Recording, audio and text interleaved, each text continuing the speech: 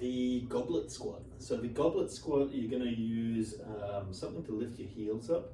And what that's going to do is it's going to straighten out your back or keep it more vertical. And then you're going to do, it's essentially a squat, but you're going to be holding an object, a kettlebell, some dumbbells, whatever it is that you can load it up with, and obviously use an appropriate weight.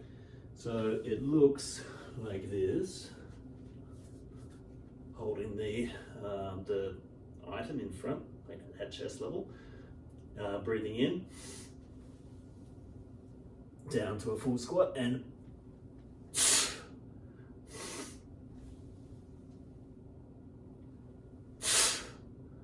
now, super important to make sure that your butt is engaged throughout the whole movement.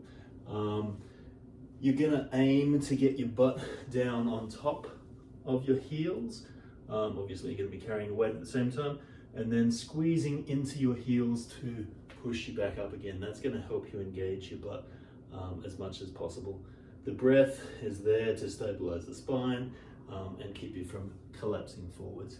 So from the side, you can see the heels are elevated. Grab the weight. Butt comes down to the heels, engage the butt. That's your goblet squat.